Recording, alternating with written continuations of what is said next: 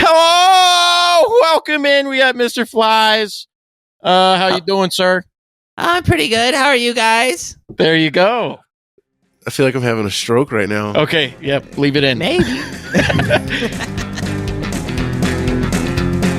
Bacon cream pies in your mom's eyes. Bacon cream pies all the time. Nobody's seen my shoe. I hate tomatoes, but I love ketchup. Can't find it. I'm That's looking just everywhere. a thing, and it's not even true. Please, My I taste have to will drive change when home. I think about you, and I have to say, Had an it edible was earlier. hard to leave you I think I'm alone. gonna shit my pants. Please, God, help me leave you alone. So what's up, guys? How y'all? Oh, man, very excited. I gotta say, Yeah? it's been wild to see you without like the drawn-on tie and everything. Yeah, it's weird not wearing it every single day. Dude, how long was that tour with the Melvins? It looked like y'all did it for like 2 years. Yeah, it felt like 2 years. shit. No, that tour was 44 shows and Jesus. in the span of like 50 something days. Yeah. That's insane. Which for the Melvins is one of their shorter runs because they normally shit. do anywhere to 70 to 80. I think Buzz was telling me he tries to aim for like 100 shows at a time, like consecutively together. So yeah, it was his short. He was like, "This is a short run for me." I was like, "Okay." Dude, holy shit. Could you imagine Yeah. doing almost 40 years of that? Yeah, and I mean, 40 years. And from what Buzz was talking to me about was like they, when they started, they had some tours that failed, or one tour I think that was pretty bad. And then once they figured out like, oh, we can make money from this, they like never worked again. That's all they did. Fuck. Those guys don't like. I'm pretty sure now, but they don't use like GPS. They'll just tell you the street. Oh, Yeah. Like, I'm not even joking. They'll be Yeah. like, yeah, you'll take I-40, you'll follow that till you'll see I-24, follow that straight up. It should be this exit. Like, that's how in tuned they are to the US. It is bonkers. yeah, Dude, that's wild. Like, I won't go to the grocery store without turning on the GPS because I'm afraid I'm going to get lost. Like, I can't imagine. Like when we drove, because we're from Chicago. So we drove from Chicago to LA to start. And that was about a 3-day drive. And when I was talking to Buzz about it, he was like, yeah, we're going to start in LA. Is that cool? And I was like, yeah, I don't care. And then he was even telling me, he was like, well, you should take this route. You don't want to take this route. It'll say it's shorter, but you really want to take this route because it actually makes more sense. There's more exits. If you're, God forbid, your van breaks down, you can get service, stuff like that. And he wasn't wrong. Like he was completely right. So Hey, I got a question for you. Kings. Go for it. What about that Chicago pizza? Is it garbage? It's shit. I don't understand the hype behind it. A deep dish pizza is disgusting. It's the worst. What's up with the sauce on the fucking top of it though? I have no idea. I also, if I'm going to eat pizza, I'm going to eat Nancy's, which is like classic New York style pizza. Yeah. I'm not into that bullshit. It's just like a loaf of bread with sauce on top. Like I don't, shit's gross. Like I don't like that. Where are you guys? Where are you guys based out of? Oklahoma City. Yeah. Okay, sick. Yeah. So yeah, we saw your show over here at the Beer City Musical. Oh shit. So, okay. Yeah, that's why we hit you up. Yeah. How was that show? Oh, it was sick, man. I fuck with the persona a lot. It was fucking sick. Thank you. That's like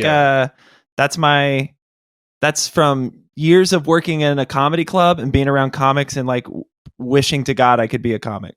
That's like 90% of what it was. Like stealing from them. You a Tom Green fan? Yeah, I am. Yeah. Hell yeah, dude. Because I kind of caught a little bit of vibes out of that, maybe. The oddity of it, the very the unsure.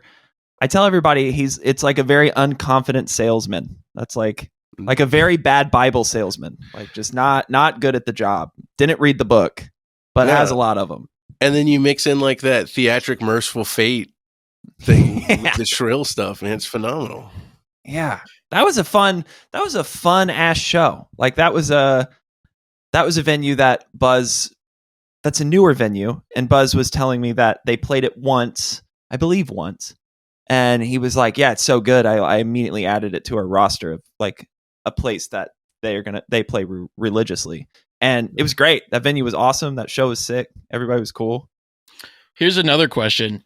Like bands at their shows and they're like, oh yeah, this is a great show. You guys are a phenomenal crowd or whatever. Is that just like horseshit most of the time? Or it's you actually are saying like that genuinely? I say it genuinely. Like if it's a dog shit show, I'm not saying it. I shoot from the hip a lot of the times on stage, but if it's a dog shit show, it's a dog shit show. Yeah. And I'll give you an example. For me, one that felt like dog shit was Albuquerque, New Mexico. And it just felt like dog shit. And I even ended the set early because I was like, I'm doing a disservice to this entire show. Like it was just clusterfucky and it was just shit out of my control that I was just like, man, I'm doing a disservice. And that's one of the very few times where I was just like, yeah, I looked over at Danny and Cody and Atsuo were on stage and I kind of looked at all of them and I was like, we're killing it. We're done. Like it wasn't even really the crowd. It was just like the environment. And it was like everything was off. Like everything that could go wrong was just going wrong. Tick by tick by tick. Guitars were out of tune. The monitor was a mix. I have epilepsy, so I can't do strobes. And there was like, the lights, the disco ball had like a strobe light on it and it was spinning like 1,000,000 miles an hour. And I was watching the light people like slam their hands like to try to turn everything off. And I was just like, this is fucking, dude. We got through the set, but I was just like, have a good night. That's tough, man. That's tough. Yeah. Fuck. Yeah. We used to play in a couple of shows out in Southeast. We lived in Georgia for a while, did some kind of shitty mathcore, metalcore kind of stuff, That's sick. And we what was did it called? Volusia, with a V, like VOLUSIA. That's yeah. Right. Okay. Yeah. I'm writing it down. Yeah, we just dropped an old song that we recorded like 2 years ago, but finally we got Taylor Barber from Left to Suffer doing the vocals on it. Sick. Oh, it's gnarly, man. Pretty proud of that one. That rules. I'm going to check that out. We did a fucking show under a bridge where some kids had busted off like one of the covers for the electrical plating and shit. Yeah. It was in Jacksonville, Florida. And dude, they brought out a couple of half pipes and they set it up and they had a bunch of people out skateboarding. And it was rules. sick. It was so dope. But it was a terrible experience because none of us could hear each other at all. Yeah. And everybody, as soon as we started playing, everybody left. Oh, yeah. Nobody liked us. Area. Nobody liked us. That's like 90. That's been 95% of the Mr. Fly's project response for years was clear. We were the room clearer. It was just like, you'd start, and I don't know, and you guys play in bands, so you get this, when you don't have any credibility or any credit, you're just thrown on bills that make zero. Can we curse? Yeah. Are we a curse-free podcast? No. Okay. Thrown on bills that make no fucking sense. And I feel like that's 90% of the time for like when you're first starting is you're thrown on these bills where even if you're kind of in the hive mind, kind of like-minded, it's just like bands, the crowds that they bring, they've made up their mind. They're like, I'm just here to see this band and I'm out. I'm done. And that's a lot of the DIY, smaller bar band venues that you do. And man, that was like so many, and we usually do like 35, 32 days at a time. That was last year, the year before, right after the pandemic when we could hit the road again. I think like not even exaggerating, maybe like 25 out of those 30 something shows were just absolute room clearers. Like people would hear a note and they'd be like, I'm out, and just leave. And I'd be like, okay, you didn't give us a chance. Like, yeah. And then you guys, I mean, I'm sure you've done this too, where you get done and then you like the room's clear and you're packing up and it's like 2 a.m. and then you got to find somebody and be like, did we make any money? It's embarrassing. Oh, How man. long have you all been a band? This 2016 is when it like kind of it's when it started. I had the original drummer was in another band that I was in. That was like a really bad like rip off of like the Raconteurs like blues band thing. Nice. And it got to a point where me and the drummer at the time, that drummer, we just increase it. Like the guitarist would be like, you guys, we need to be writing. And we would just write the most annoying shit that we could present. And it would be like, everyone would have these like bluesy, like, obviously they just listened to a Jack White record. And then we would show up and we would just be like, well, what about this? And we'd be like, we're like, what do you guys think? And they just fucking hated it. So I got really off to writing stuff to make people upset. And that's where Phylzzz kind of started, where I was like, well, I feel like that entire, and the whole background of that band was to make people, or the original band I was in, which was called Kill Tones, which is awful.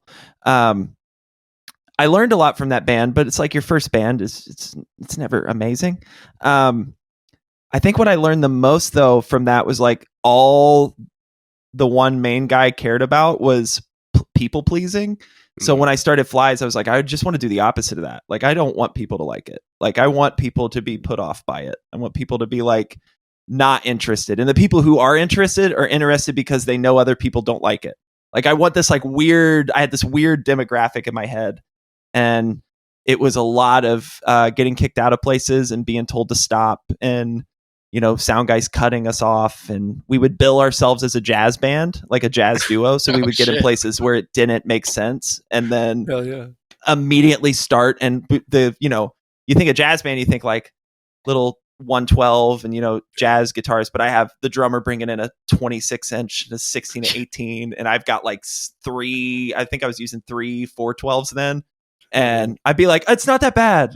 And then we'd turn on and it'd just be instantly guys coming up and trying to turn our shit down. It was a nightmare, but it was fun. We were known for that. We were known, people would start showing up and being like, have you seen this band? And they'd be like, no. I'd be like, oh, get ready. They're only going to be able to play for like 10 minutes and someone's going to hell yeah, dude. Yeah.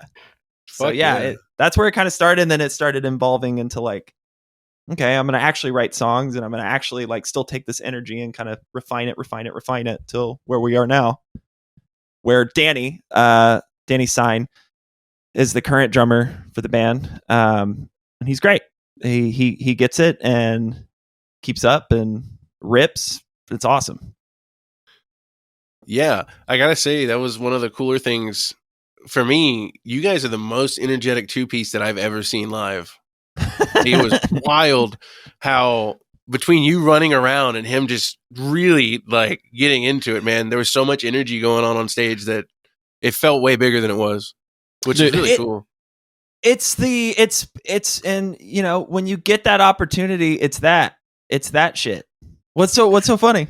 He said at the show, he told me that he's like, man, I swear to God that drummer's on coke. Dog. So I here's the best part. I've never done any drugs. I've never even tried alcohol. Never even tasted it. So, then I've got Danny, who, when we did the tour and we were at this level, Danny doesn't do any drugs or anything either. He'll like have a beer and shit. But when we got this tour, I was like, yo, everyone has to be like, even down to the merch person on our team, I was like sober. I was like, we can't fuck up a run with the Melvins because somebody got drunk and spilled their feelings to Buzz. I was like, we can't have that happen. But a lot of that energy is the fact that my brain is always like, I might never get this opportunity again. So I have to win every single person over at every show we get. Like I have to blow everyone's mind. Like that's the goal. Hell yeah. So that's where the energy comes from. And that's how we practice. We practice the entire set and run it nonstop to where it's like we almost pass out. It's just like a good 3 or 4 hours of just getting to the end of the set and being like, okay, again, let's go. Like, just don't stop. Just muscle memory and that stamina. So when we do get these live shows, it's not that exhausting. We're just like, oh, this is how we do it all the time. Do you think you guys are like just breaking through? I think so. I feel like Like, do you still feel like you're a small band, or you think you've got a good following? I feel this whole tour, I still felt like a small band, even though the responses we were getting and afterwards, kind of like midway through the tour, a quarter way through the tour, I noticed that like every night it would be like, first it would be Buzz watching, and I was like, oh, that's cool. And then it would be like, oh, Cody and Buzz are watching. Oh, okay, Cody, Buzz, and Steven are watching. Oh, okay, Wata's watching. Oh, okay, all of Boris is watching. And it became this thing where I noticed that like everyone was watching, and I was like, oh, that's interesting. Why, that's cool that they're watching the opening band. And then it was like, oh, I noticed the crowds as the tour went on. It became like, when you're the opener, people will show up. They're interested to see who the Melvins picked as the opener. But as the tour progressed, I noticed that like, oh shit, the room's full and the doors are, the doors open a half hour ago and the room's full. Like, people are here for the opener there. And I kept being like, they're here for the opener, not thinking about I'm the opener. I would be like, whoa, this is sick. The room's full.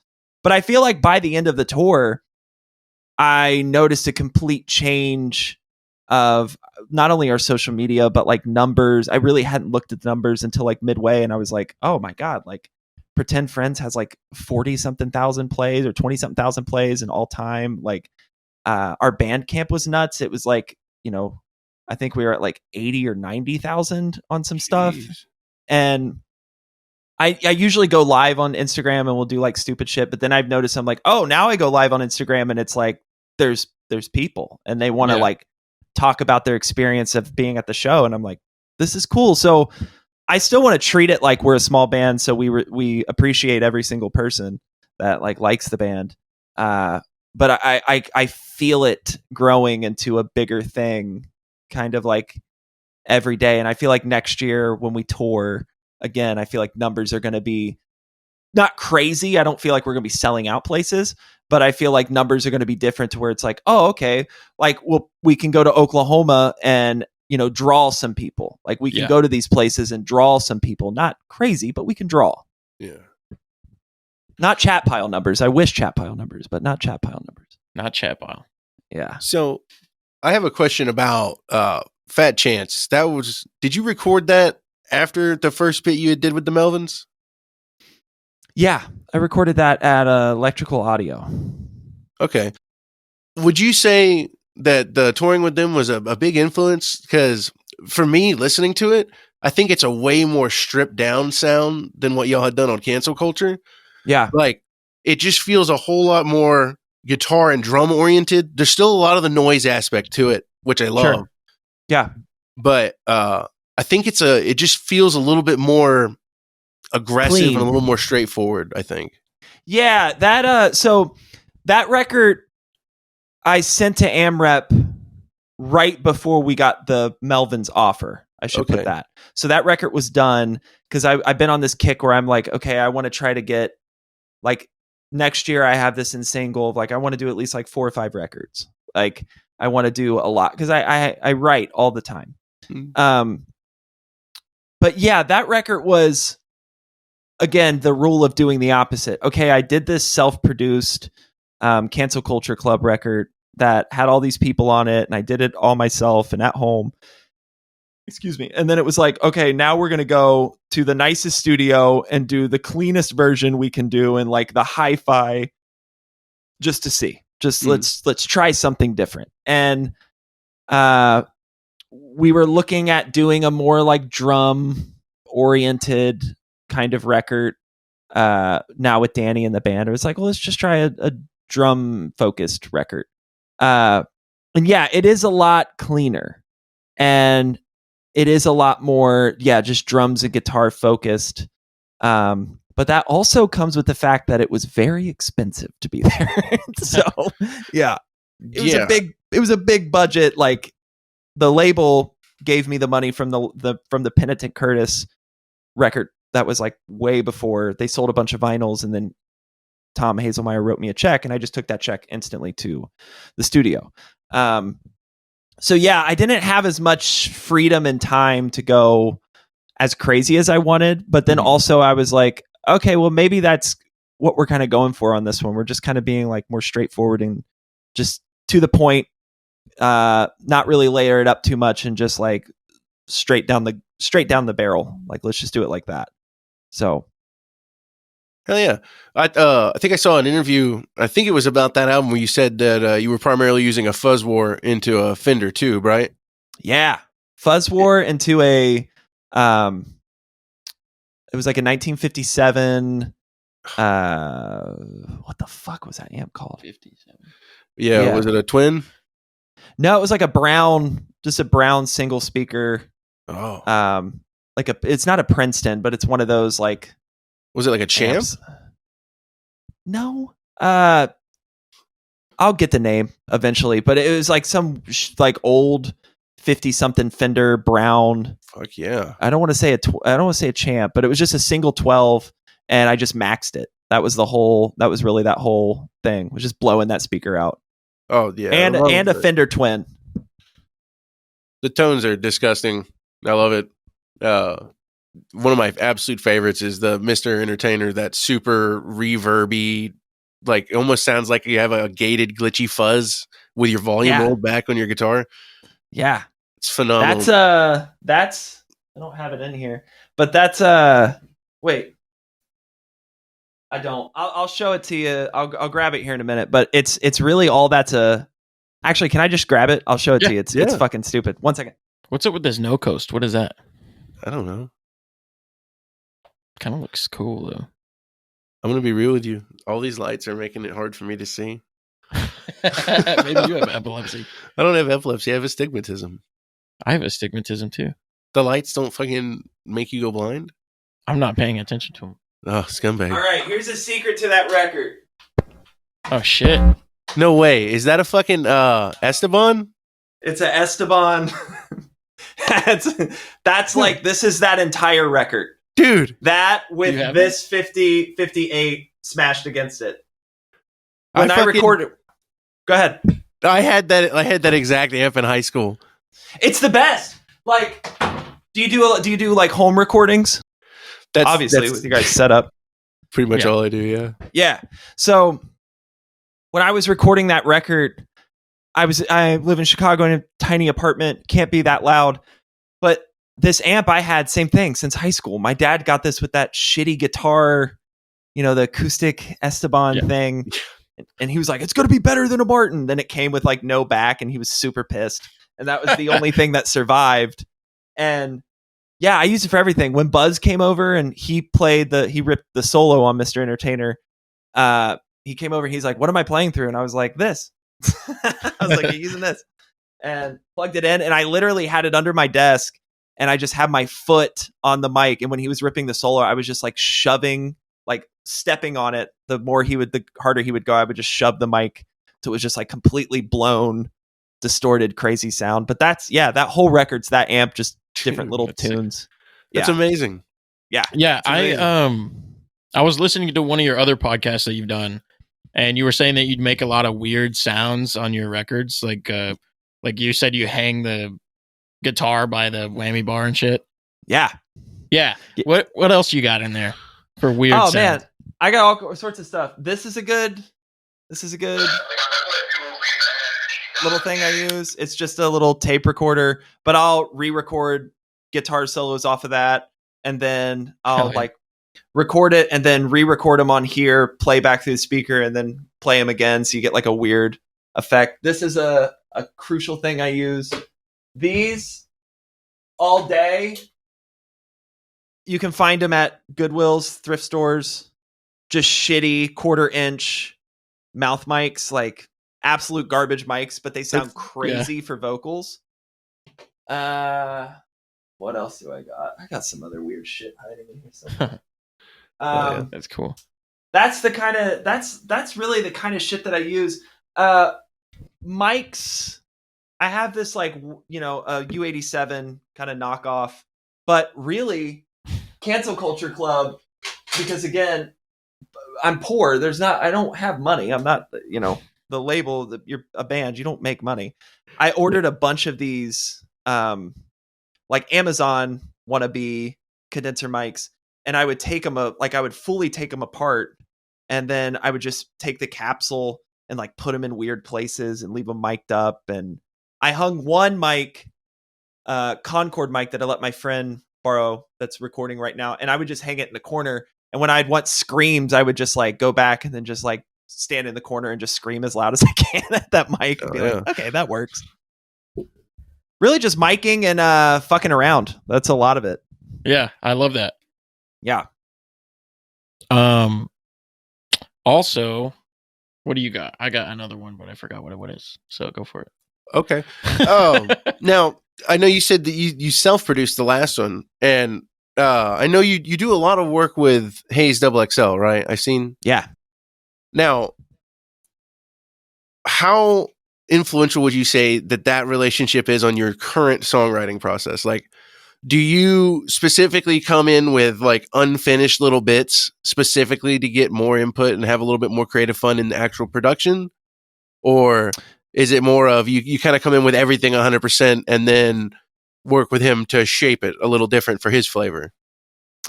I've never, this is the beautiful thing about working with Tom. I have never been asked to change a thing. Like, I've never been asked to do anything other than Tom is like, I'm working with you because I like your art. I'm not going to tell you how to do your art. Like, it's you do your art the way you want to do it. And I send stuff to Tom. Like, I'll get records or songs done and I'll send them to him. And I've never had him say anything like, It's always been excited or always been like, well, what do you want to do with it? Like, what do you want to do? He's a very like punk rock handshake. It's about the music. It's about the art, kind of mindset with his label, which I love because there is no, it isn't like another label where, like you said, I have to put these pieces together and these ideas and then present them. And if they don't get greenlit, I just wasted my time. It's really like whatever I want to do, Tom is behind it. And and it's the same thing with the art. Like, that's where we go back and forth. Like the covers and all the art is I make the label, I make the record, and then I send it to Tom, and I don't tell him how to do the art. I'm like, you do whatever you think fits for this record. And I have never said no. I'm always like, do whatever you want to do. So, even the last cover, he presented, he's like, what about this? I was like, I love it. It's great. I gave him the title of the record. I was like, I think we're going to go with Fat Chance. So do whatever you want to do. And I let him do what he does and he lets me do what I do. And it's a great compromise because it just gets him something excited to work around and create. And same thing for me. Oh, yeah. Yeah, the fingerprint textured looking skin is one of the most horrifying things I've ever thought of. I was just like imagining a whole person's body having the texture of fingerprints. Well, have you seen how he does that? No. So it's all hand carve. It's he carves it on a linoleum block. It's like a litho print. So it's with a carving tool and he carves that image out in reverse so it's printed forward. So and it's like hours and hours and hours and hours of like he'll get the idea and then it's all carved out by hand. Fuck. And then it's pressed. Yeah, so that's all hand carved. That's crazy. Which is wild. Yeah. Dude, it's got to be amazing to just like be able to surround yourself with other creative and artistic people like that. Cause that's pretty dope and off the wall. Somebody using linoleum like a stamp. Yeah. It is bizarre because it's like kind of, I feel like I manifested it because you get around so many shitheads who just have like a negative attitude about, I'm sure you guys get it in your music scene. And I was in Cincinnati's music scene for a long time before I moved to Chicago, but I just felt like the people I was surrounded with just it's like they didn't want you to succeed, or success was like really stupid or cringy.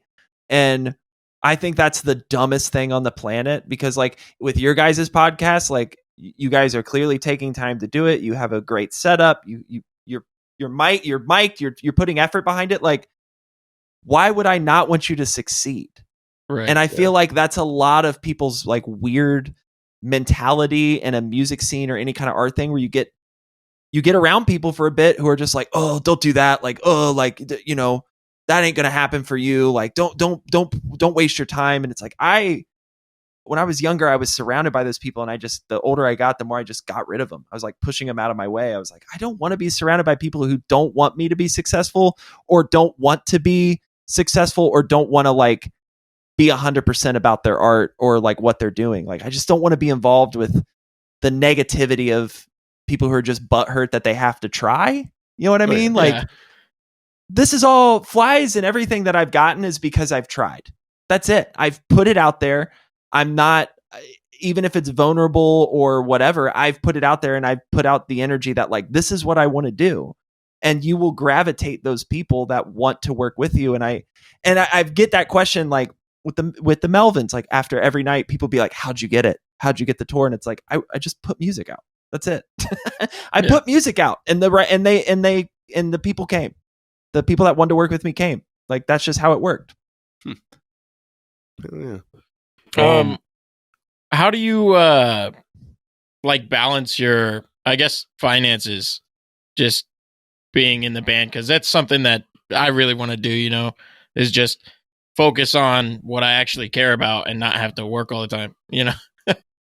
It is, yeah. And I think, as kind of, I don't know, as weird as it sounds, like the money will come. It just will. Like it will. If you care and you put the time into it, it won't be overnight. It probably won't be in a year, but if you put the time, the money always happens. Like, even with touring and like doing shows, I've never really worried about making money because I've always made money doing it. And it's not like I'm going and getting guarantees. It's like, no, I figure stuff out from trial and error, like getting smart merch, smart routes, booking, you know, not eating out and just going to Aldi's and buying a bunch of food and taking it on the road, not staying in the nicest hotels, finding people to like crash with, keeping your routes very close where you're just driving like 2 or 3 hours at a time. Like, you guys live in Oklahoma City, in a 6-hour radius, you guys could tour that for 2 months and play a show like every day and hit every single small city and not be out a bunch of money, but come home with a bunch of money because you're not traveling far. You're just moving little steps. And that's something I figured out really quick, where I'd see these bands and they'd be like, we're going on tour. We're Chicago. We're going to Wyoming, Seattle, LA, home. And then they would come home and they'd be like, we don't have any money. I'd be like, well, yeah, you won it. You played 4 shows. You drove 60 hours. Like, you're not going to make any money. But if you hit the small, weird towns that people aren't going to, that don't have entertainment, those people still listen to Spotify. People still want to go see shows. Hit all those weird towns and make those connections. The money happens. It's there. It's always there. And I think that's what I figured out pretty quickly, as I was like, okay, if I just do the Midwest and I just keep circling the Midwest, I'll be fine. And taking yourself seriously and taking yourself professionally, but not to a point where you're like an exhausting person, but being professional about it. I mean, again, you guys have played shows. You've played with the bands that you show up and it's like, okay, they're done and they're so shit-faced that they can't get their stuff off the stage and it's a nightmare. And it's like, well, yeah, those bands are going to lose money because they drank every bit of money that they were going to make. Like, I just figured that stuff out quick. And then I've always been into like sales, and I used to own a music store. So I'm very like in tune to a business mindset. And I just am like, I got to make a product that sells, and I got to make something that people want to see again. And yeah, just touring really will kill a band, but if you tour smart, it can be very beneficial. And depending on how many people are in your band, like, yeah, 5-6 piece is really hard to keep everybody fed. But if you can find ways to also make money in musical worlds, like audio editing, like you guys are doing a podcast right now. When during the pandemic and when I worked for comedy clubs, I was making money editing comedians' podcasts or editing comedians like audio from records that they had, or they were making I was doing for a while. I was getting paid a lot of money working for a TikTok influencer named Leah Rudick, who I was just helping them edit their podcast clips. And it's like, okay, this still frees up my time for me to do what I want to do as a band. and still be free, and just finding like jobs that conform to letting you go out and tour. I feel like people are so quick to just give up when it seems kind of hard. But when you really just sit down and break all of it down in every aspect about being a musician, it's just finding ways to free up time and make it work. Like, I can't have a career where I'm like CEO of X business, or I can't be like whatever, like, another big like corporate job. I'll never have that. And I'm aware of that. I just got to find little things to keep opening up my time until this becomes full time. And it's getting there. In the past couple of years and doing the numbers and seeing it, I'm like, oh, okay, I'm at a point now where I can't hide this money from the government anymore. Like, I have to be an adult and report it and keep my paperwork in line and stuff like that. That's the worst right there. That government interference, man. That's the death of art. That's what you do. Yeah. You just make a bunch of small bands, and then you get somebody else to take it over. Yeah. And there you go. What kind of scheme is that? It's a racket. It's like band embezzlement, like a really weird, like I'm a receipt collector. I'm a disgusting person when it comes to receipts. Like, if we're going out to eat, I'm like, I'm keeping that receipt. That's a write-off. Like, all for like everything. Like, and that helps too. And I just feel like a lot of bands, if they understand the business end and they really research it and they get hip to it, you'll have longevity. But if it's like, I just want to be famous and not work anymore, it will crash and burn. Instantly crash and burn. What do you got, Bobby? Would you rather fist fight a satyr in water or a merfolk on land? Describe what each of them are. A satyr is a goat person. Okay. Where that they have a human top half with goat horns, and then they have like human shaped legs, but with goat hooves. And then a merfolk is just like a frog person with gills. I'd beat the shit out of that frog person in a heartbeat. Oh, yeah. Okay. I'd stomp that fucker to the ground. I wouldn't worry. I'd be more afraid of the half goat thing, because I grew up around llamas, and llamas are trained to, if you have llamas on a farm, they will keep coyotes away, because when they sense a coyote, they chase it and stomp it to death. Jesus. Yeah. And the llamas are terrifying. So if a kid were ever to get in a pen with a llama, and like there's llamas and like they're like, little llama, the llama will think it needs to kill it, so they'll stomp them. Okay, but this is a counter. Bullfrogs fuck everything, so you got to watch out for that. Dog, I will lure that bullfrog in with the idea of sex, and then I will fucking kill it. Oh, see, listen, we're losing the amphibian vote right now. We need to. I will kill that frog. I have not up, man. Tough, man. If it's a means of survival, I will gut that bitch. Like, I do not care. I just couldn't imagine. Fuck a frog. Yeah, I couldn't imagine fist fighting anything in water, though. That would be the worst. No, but the merfolk would definitely have the advantage. Yeah, but man, why are animals like that though? Because like Nate, our buddy, used to have a fuck ton of chickens in his yard, man. And one time a mole burrowed up into the chicken pen. Yep. And they ganged up on that mole, man. There was like 20 chickens. He Kill didn't stand a chance. Oh yeah, that mole did not stand a chance. Yeah, chickens are super territorial too. Especially, I don't know why I know these weird facts about animals, but chickens have a pecking order. Yeah, you know that, where they eat in an order, and the rooster sets the tone. And then if you integrate a new chicken and they don't follow that order, they literally will kill it. They'll beat it to death until it learns when it's supposed to eat. And that's wild. That's a tough gig. Yeah. Chickens have a caste system, dude.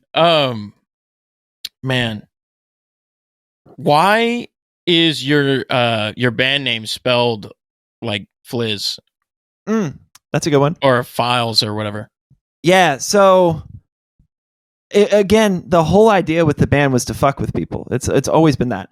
So to me it's pronounced flies. So flies.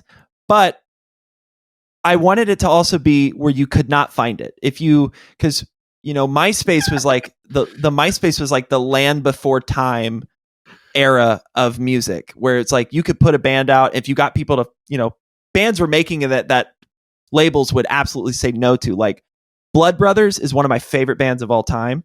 And I feel like MySpace really was the reason why they got out there. So many bands from that era got fan bases because there was no gatekeeping on MySpace. You could just make it work. And then I feel like now with the algorithms and stuff, your shit just gets buried. Like you can't get anything to work. So I couldn't keep track. I was trying to think of like, how can I keep track of a way of like organically having people look me up so it would like start suggesting, and it wouldn't just be like whatever flies. I wanted an organic way of where people were actually looking me up. So then the algorithm would be like, oh shit, people are Googling this. We need to start putting this at the top of things. And so I was like, okay, I'm just going to spell the band wrong, say it wrong, never correct anybody until they actually look at the band logo or they look at the merch, and then they're going and typing it in.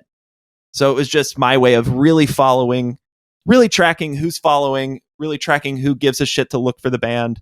And unironically, it actually really helped because then the band would get featured on like Bandcamp and stuff like that because it was being organically searched and not just like a link. It was organically being looked up. So yeah, that's awesome. It's like really good marketing.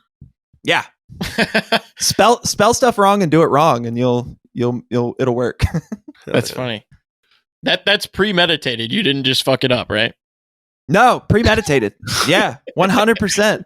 Like when I was making the name with at the time the original drummer. It goes back to that when we were in that band. The guys in that the one guy in the band was very much like, it needs to like, we have to be this to set this image. And then when I was doing that, I was like, man, I'm just gonna spell it. It's just gonna be wrong. Like all of it's gonna be wrong and backwards and not make any sense. So people are completely confused as to why I'm doing this.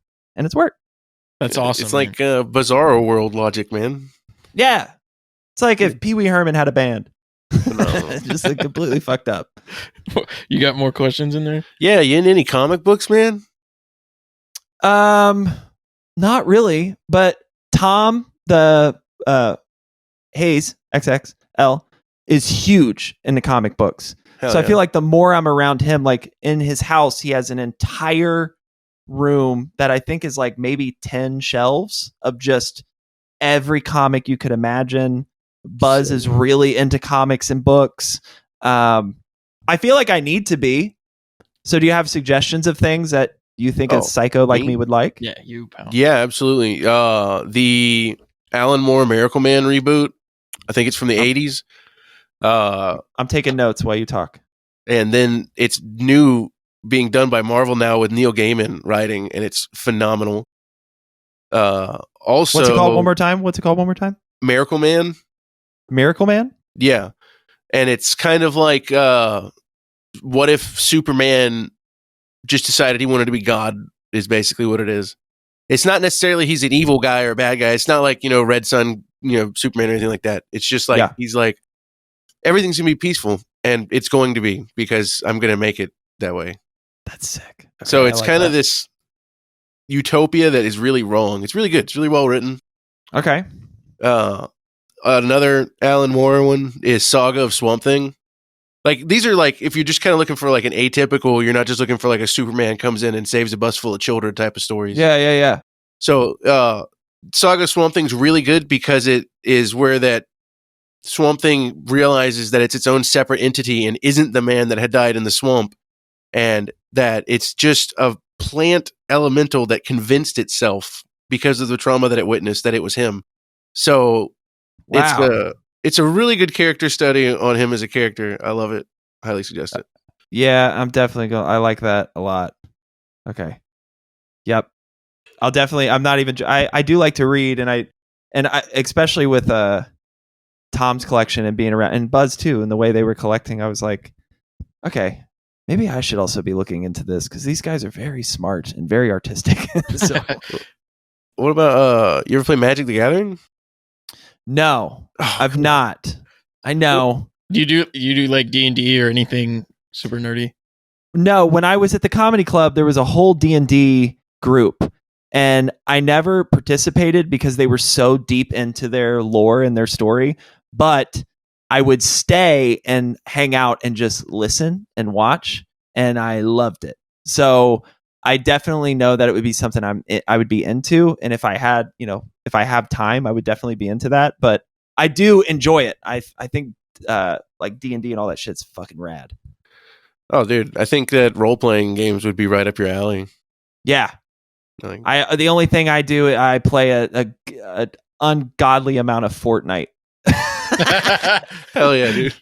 I can't stop. Me and Wata played until we were like literally walking on stage. I would walk with my Switch, playing with Wata. We'd be playing Fortnite, and then they would be playing the music, and I'd be like, I gotta go, and then I would like sit it down and get back, and then immediately log back on, and we'd sit down and start playing again.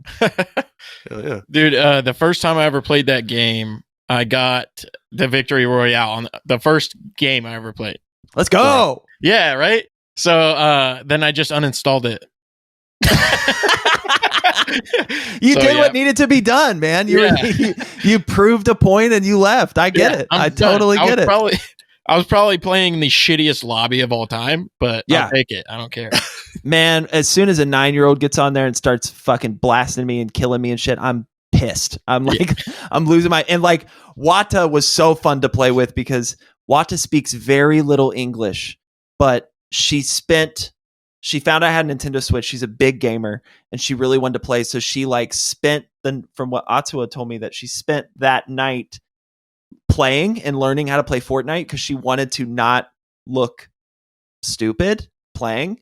So the first time we played together, she's like, she was very broken. Like, I don't play. First time, don't play. And I was like, it's okay. We'll be fine. She is a fucking good gamer. Like she leads, like she plays Apex Legends a lot, and she leads that shit. Like I was like in the middle, I was like, "What are you talking about? You're killing people left and right. Like you're great. Like this, you're good. You're good." Yeah. So we were winning like crazy. It was because of her, not because of me. Like she was leading it. Hell yeah! I have never played Fortnite. Man, you'll get addicted. It's my one drug. It makes me lazy. That's my thing too. That's kind of why I uninstalled it, because I didn't want to get all zoned into it. You'll get addicted if you play it. You'll get so addicted. It's insane. Addictions. Do you guys? What's your top games right now? Smite is a big one for me. Really? It's a MOBA, I guess. It's like League of Legends, but it's all about different pantheons of gods. So it's just one of those lane. Excuse me. It's one of those lane like tower defense kind of games, you know? That's cool. It's a lot of fun. We play a fuck ton of it. I've got like 800 hours clocked on it right now. Shit. Yes. Smite's a huge game. I have a 5-man that I play with every Wednesday. And I've been doing that for fucking 6 years. I don't know. Holy shit. Yeah. So, okay. And then RDR2 right now. So I've been playing the fuck out of Baldur's Gate 3, man. It's literally, dude, it's amazing. I've missed my D&D group for like the last 5 weeks. So it's like the only way I've been able to get my fix. What is the weird band that made the genre of doing something that's a little more artsy interesting to you? Was it like Mr. Bungle or Primus or Old Clutch or Primus? Yeah. Primus. I love Primus. Dude, yeah, like they're amazing. I mean, he's fucking somehow I was convinced that he was like from Alabama for a while because he was so good at doing like the Jerry was a race car driver fucking deep south thing. I fucking love Primus. I feel like they're underappreciated to a degree. I feel like all of their like Jesus. Not John the Fisherman, Jerry race car driver. What I wish I would have created was Mr. Crinkle. Oh yeah. Like Mr. Crinkle, if when you were talking about like where did the weirdness come from, the Mr. Crinkle music video is like everything that I feel like if Mr. Flies had a brain, like inside of that brain, that is consistently what is happening. Dude. Like such a smart video. It's perfect. Like it's great. Because he voices like 6 different characters in that song, right? Yeah. Yeah. All the townspeople conversing. It is a very wild fucking song. It's such a good, yeah, man. I love, and I just like weird, like I've really not really listened to Mr. Bungle. I just like weird shit. Like I was obsessed with the original Willy Wonka with Gene Wilder. Like, oh yeah, I'm obsessed, and I think a lot of the Fly's characters that where it's like it's a safe, simple. He almost feels simple and scared, but then there's parts of him that come out where it's like, actually, this person could be very dangerous. Like, it's a psychotic, and the way Gene Wilder carried that character and all the improving that he did. Like, are you familiar with like the boat scene where that was just fully improved? And like, if you watch the boat scene again, like look it up on YouTube and watch it. He is improving all that, and the people in the boat, like the cast, are looking at each other, and he's actually scaring the kids because he is it's not scripted, and he's there. Everyone's looking at each other, and even you see him like look in the camera, like the crew, like, are you guys gonna stop him? Like, what the fuck is this? Like, that shit rules. And he does it again at the end with Charlie, where he's like, you lose, you get nothing. Like, all of that not in the script, like him turning around and like screaming at them. Not scripted. Again, they're just like, the fuck is wrong with this guy? Like, I think it's an absolute crime that we never got to see him play the Joker on the big screen. Oh man, I never even put that together. That would be such a sick. Damn. Yeah. All day long. Like him instead of Heath Ledger, I feel like did a really good job. I don't know how you guys feel about Heath Ledger. Oh yeah, I loved his role, but I think he missed a little bit of the goofiness of the Joker that actually makes him so scary. Like, I think the thing that makes him so horrifying is that he is just a goofy enough character that he could be like, ha ha ha, it's a laughing gas. It makes you laugh, but you're going to laugh to death. Yeah. You know?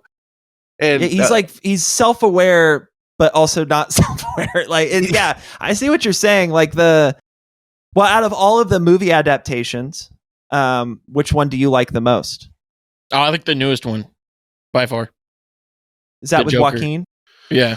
I like, damn it, the Jack Nicholson Joker, I think is, to me, he's just the right amount of intimidating and horrifying, but goofy and silly.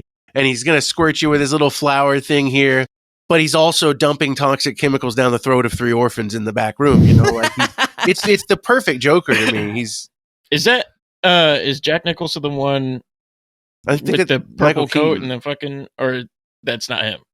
He's Purple the one that coat? falls in the vat of acid. No, that's Two-Face. I don't fucking know. I'm pretty That's sure. the Jack Nicholson one is the Tim Burton one, I believe. Yeah. Is that the Tim Burton one? And that also has Prince did that entire soundtrack for that one. I thought it was. Holy shit. I thought it was Seal, or is that a different Batman movie that Seal did? No, the Jack Nicholson one has Party Man, which was the Prince song, and Prince did all the music for that movie.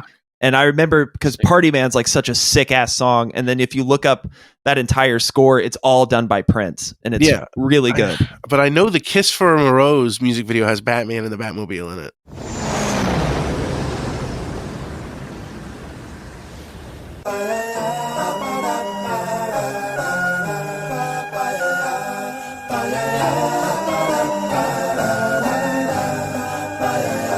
Really? Yeah. Almost 100% positive. And I am aware that I've seen a Batman movie. I thought Kiss from a Rose was Spider-Man, dude. No. Is it not? No. It might be in Spider-Man, but I'm gonna look it up and we're gonna edit it in later. It's a guarantee. But- Because Was it Batman Returns? If you look up "Kiss from a Rose" on Spotify, it's got a picture of fucking Spider-Man. I think it's Spider-Man 3, dude. 100%. Not 100%, but I'm like 90. No, because Jack Black, when he sang this song on American Idol, he said, "I'm going to sing my favorite song from the Batman soundtrack," and he sang it. But then Seal was in the audience, dude. This was the greatest episode of American Idol ever. By the way, it was like a triple switch. With Jack Black? Jack Black was at Jack Black came to the LA show. What, just to watch? Yeah. He's the bassist for Melvin, Steve McDonald. He was the original bassist for Tenacious D. Dude. And they also live down the street from each other, and their kids go to school together. Jack Black is so big, he seems like an entity, like he almost just isn't a person anymore. You know what I mean?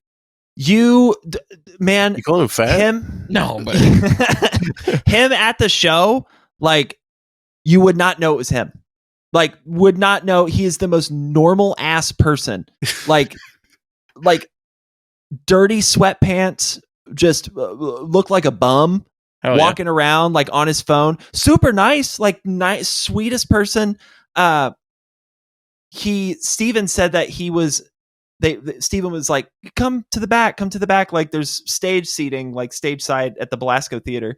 And Jack was like, no, I'm just going to stay in the audience. Cause he's like, I don't want to distract from the show. Like, he's like, as soon as I get up there, it's going to be like, it's Jack Black. Like if you look long enough, you're like, that's fucking Jack Black. Yeah. So he just stayed around the pit and was just like walking around. But we ran into him after the show and he was just hanging out, and you could tell people were wanting to go approach him, but it's just like everyone in the room, which I was super happy about, was just like, nah, this man's out here to just see a concert. Like, just leave him the fuck alone.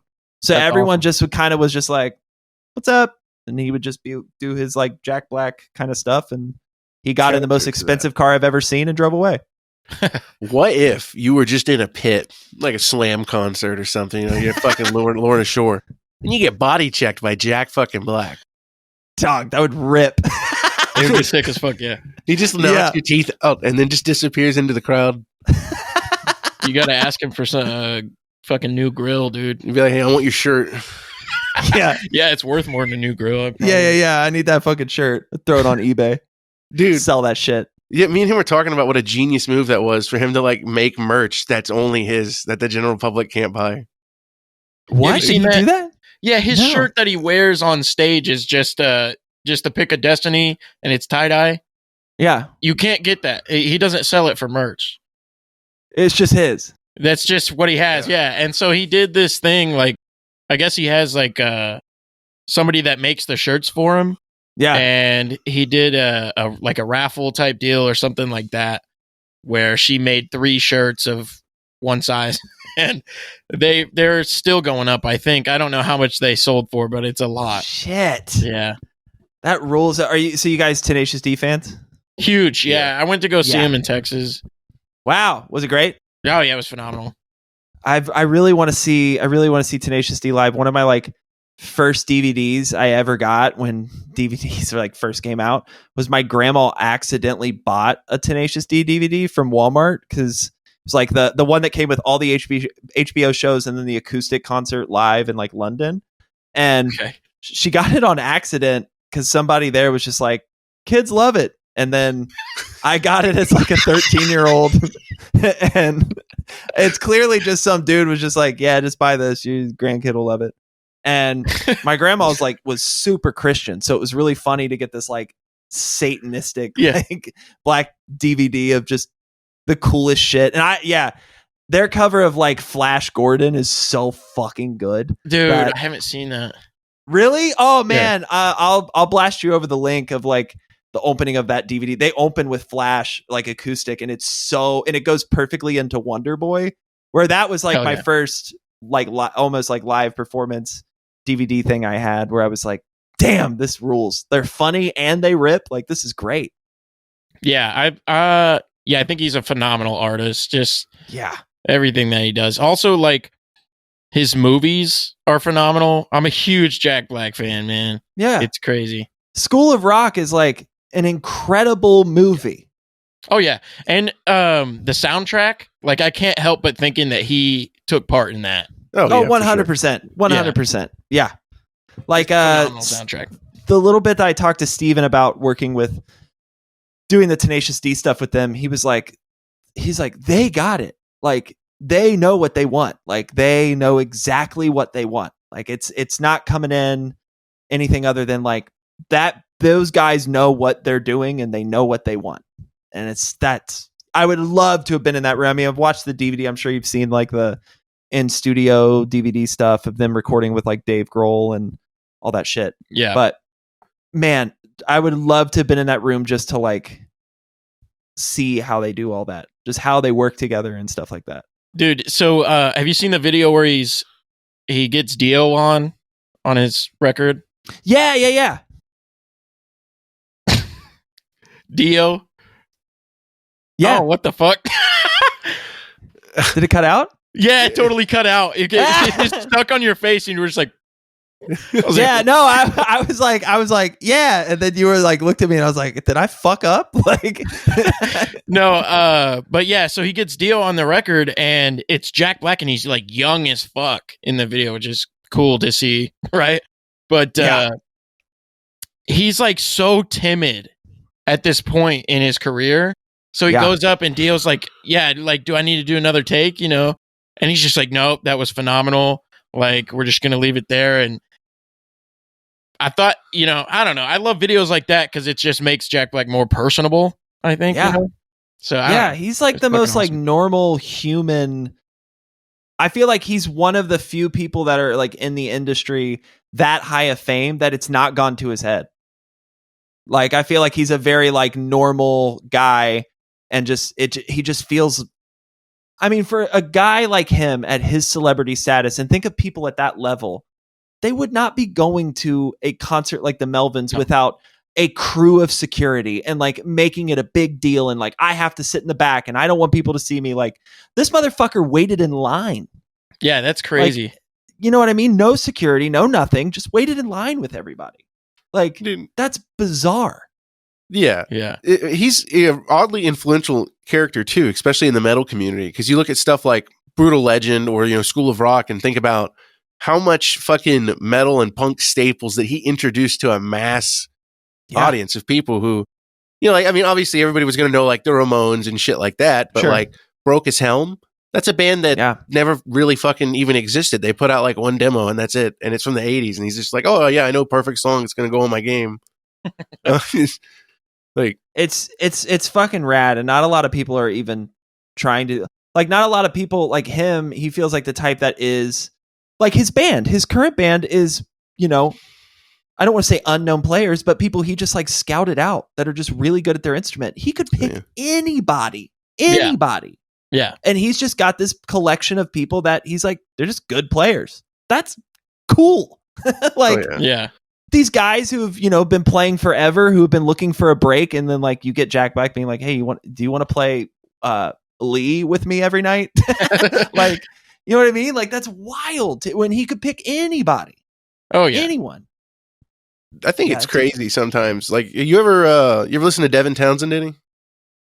I don't think so. No. Oh man, you need to check that out. I think that'll be up your alley. This is a podcast of me taking notes. Devin. Sorry. No, it's good. It's not anything you should be sorry about. I want to listen to new stuff. I listen to the same shit. The Mighty Masturbator? Mighty Masturbator? Yeah, by the Devin Townsend Project. I already love the name. Oh, dude, this is and then I think the other one is called Deconstruction. It's the title track from that album.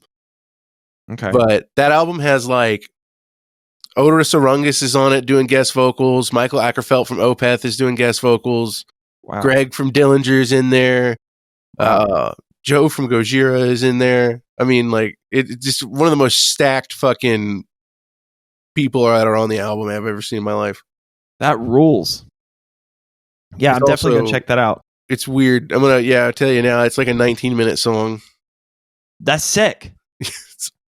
That's my whole dream with Flies is I think Buzz might have me beat though, but I wanted a whole side of a record just be one song. Like just one ass big take up the entire length of the record. Dude, like that'd be cool to have just 2 songs and it's a full LP length. Like that. Yeah, New Jerusalem Part 2, man. Do it. Yeah. You got this. You want to do song of the week? Yeah. So usually what we do every episode, we have a song that we pick with a criteria. So it sucks that I wasn't able to give you the criteria beforehand because I forgot. But we're just trying to pick a song that we like from the 1970s is I think what I'm leaning for. 1970s. What do you guys got right now? From the 70s, I picked a 60s song. You picked a 60s song? Yeah. Oh, you scumbag. Let me see if I got a song in mind, but let me see if it fits. I have mine. Okay. Hold on, I'm gonna look mine up. I have mine. I'm gonna check the date, but it just hit me like a ton of bricks when you said 60s. I was like, and I don't know why it hit me, but it did. Yes. Okay, mine works. 74. Hell yeah. Ah, dude. Fuck. Come on. You've ruined my life. This is our podcast. honestly, and I'm just going to be real with you, and I don't give a fuck if you leave this in. I've done a lot of podcasts. This one is really fun. Like, you guys are doing a really good job, because I did so many different ones for the record and so many different ones that are still not out, where it would be, we're at like an hour and 7. This doesn't feel like we've been talking for an hour and 7. Mhm. I've done a lot of them where it would be like, I would look and I'd be so drained. I'd be like, Jesus Christ, it's only been 20 minutes. Like, what are these people? Like, this one guy, there's one guy who, there's actually 2 different people that will remain unspoken, but they would just like stare at me at the camera and then just be like, and another person will go unknown, but they would just like ask me these questions and then not say anything and then just move to the next question. I would be like, and the podcast is supposed to be like a conversation where we all feel like we're talking and we're having a good time. It was like, it was so weird. Like, so many we would just be like, yeah, so that's that. Like, yeah, Dude. okay. Yeah, I mean, that's the goal, is just to try to make it fun, but also like get information out for the viewers. So Sure, you guys are doing so a great we job. come up with some question, but there's a lot of like fill in, Yeah. The goal is pretty much, I guess, to vibe. Like, that's our main goal. Is to blow up and then act like I don't know nobody. It's Yeah. just to vibe with the guests. Yeah, usually guest. we discuss a lot more religious philosophy and other random bullshit. Yeah. Whoa. Oh shit. This dude's actually crazy on the religious stuff, man. I'm not. Don't listen to him. Are you a religious fan?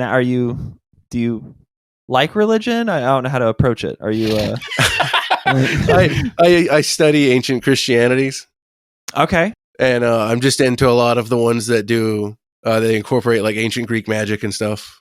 Shit. Find them So very are you Christian or no or Oh yeah. yeah? That's cool. Sure. That's I mean I honestly don't even know, man. Yeah. I just I'm not knocking or judging. I'm always just curious about any of that kind of stuff. Yeah, it's just interesting because I started doing a lot of research into like the Bible and like the timelines that everything was written and what physical evidence that we actually have for a lot of it, you know. And then find out that there's a lot of books that are older than the shit that's in there that wasn't included, that they just decided to not. Somebody in the Catholic Church was just like, yeah, that's not canon anymore in like the 400s. Damn, And that's weird. That's literally that's what the word canon came from, was from the Catholic canon. So like when you hear people talk about like Star Wars canon and stuff like that, but Yeah. no, yeah. And it's just some pretty wild and very contradictory stuff that got covered up, and they tried so hard to destroy it that they framed a lot of their crusades and went in and killed other Christians just because that they kept different copies of the Bible. Wow. Yeah, that's like wild. the Cathar crusade thing that happened in France. It's brutal.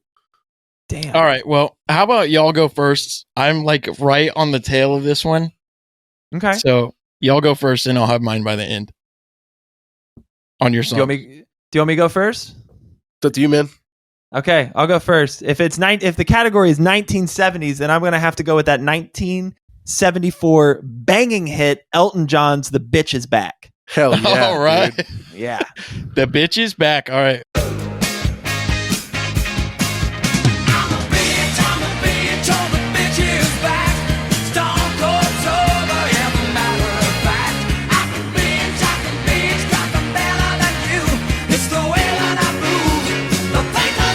I'm a bitch, well, the bitch is back. It's great. Hell yeah. Yeah. So I also picked a 1974 hit. I Ooh. had to fucking rep Blue Oyster Cult, and I picked Astronomy. Oh, okay. Well, the moon drops burst out at you from their hiding place. Like acid and oil out of madman's face, his reason tends to fly away.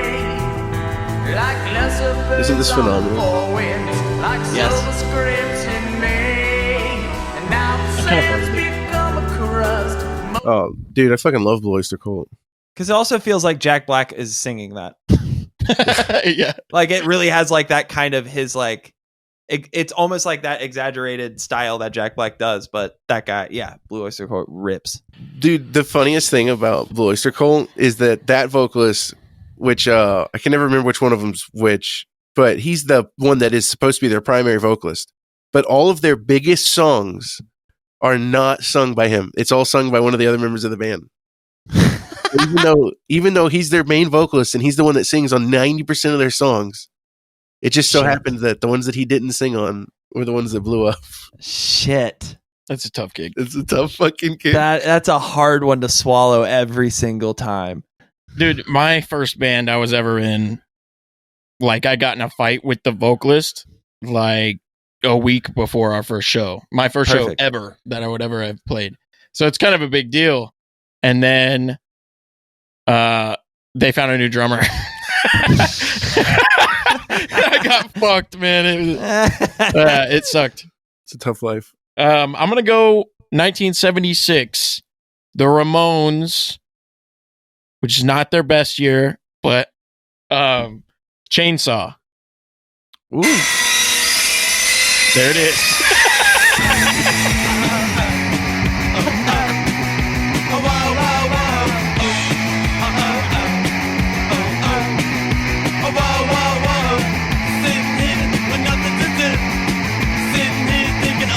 Just start with the chainsaw. All right, that's it. I'm gonna be straight up with you. I do not like 70s Ramones. Me either, man. I think they have some bangers in the 70s, but the 90s is like so good. 80s Ramones. Yeah, they're. I'm gonna listen to that Chainsaw song when I'm done with this. Hell yeah, dude. Yeah. Man, yeah. Thank you for coming on here and wasting an hour of your day with us. Of course. I'm glad to do it. I want to be a part, like I said earlier, I want to work with people that care about what they're doing, and you guys are doing a great job. So I'm happy and honored to be involved. I appreciate it, sir. Hell yeah, dude. Yeah, man. Gotta say, the last two albums, amazing, by the way. Love everything about it. It's a disgusting, fucking fat, huge sound you guys got. I love the production, the drums, everything fits in the mix extremely well. And knowing that you did it yourself, super inspiring to me, because that's what I'm trying to get good at. I'm working on fucking mixing right now, and it's a pain in my ass. I've been doing it in Reaper for like 4 years. I did that entire record on GarageBand. Yeah. I'm anti good gear. I don't know what I'm doing. It's all like me just being like, I only do what I think sounds good to me. So I'm glad that you like the production and the drum and like all the production and stuff, because that's just how I've always flowed. Like I spent so much time like worrying and not like I've spent so much time preparing and not doing, and then the pandemic happened. I was like, I'm just gonna do it. Like I'm just gonna fucking sit here and just do it, and it worked. Hell yeah, man. Yeah. That's awesome. I wish I could scream. I wish I could give you that scream you need, but it's all good. I got it on the record. Next record, I'll send it to you guys first, and then we'll do an episode. Oh hell yeah, dude! I'll send it to our PR guy, and I'll be like, I want to send it to these guys first, and then we'll do it that way. Fuck yeah, dude! You're the man. Yeah, gnarly. Absolutely. All right. Well, thank you guys so much. Appreciate it. Coming home. Of course. Thank you guys so much. You guys have a great night. Oh man, you too. Later. Take care.